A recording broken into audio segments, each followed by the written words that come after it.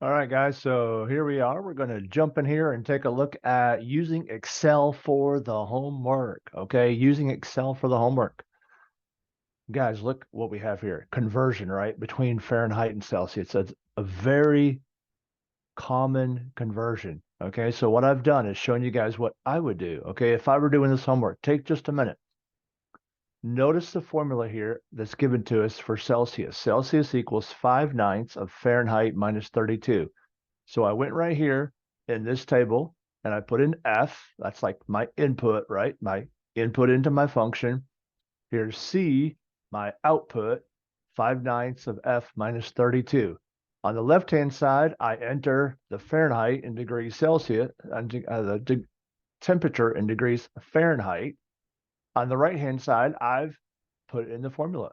I put in equals 5/9 times D14 minus 32. All right, exactly as it reads. I hit enter and I have that. So what does that tell me? That tells me anytime I come across that question, all I gotta do is open my Excel sheet up, type the number in. You say, is it really that simple? Yeah, it's really that simple. Look, I have one that says negative 2.5 degrees Fahrenheit. That's the question. All I gotta do is go down here and type in negative 2.5. Boom, negative 19.7 degrees Celsius.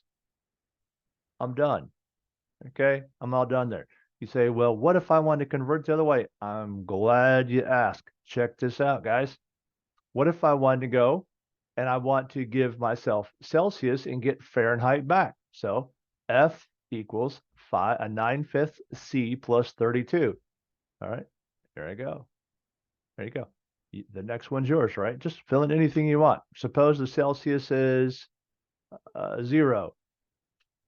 All right. The temperature is 32. You say, the 32 is already there, right? Exactly.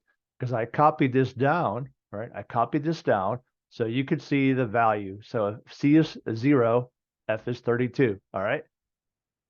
You say, what if I want to check and make sure conversions are correct from one table to the other? Over here, I had negative 10 Fahrenheit is negative 23.33 Celsius. Okay, I got you. Just type it and try. Negative 23.33. You say, well, it's negative 9.99. Why is it not exact? It's not exact because it's rounded off, right? It's rounded off. If I added more decimal places, see, this one said said to the 10th of a degree.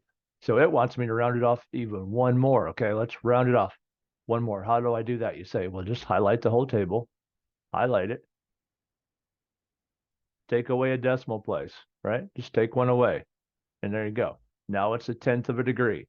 Over here, same thing. Highlight the whole table, take away one of the decimal places. Now you got it. And look, now they're the same. Yes, that's what we wanted. All right, guys. Hey, that's it. Short, sweet, fun. Use it. See you guys. Bye.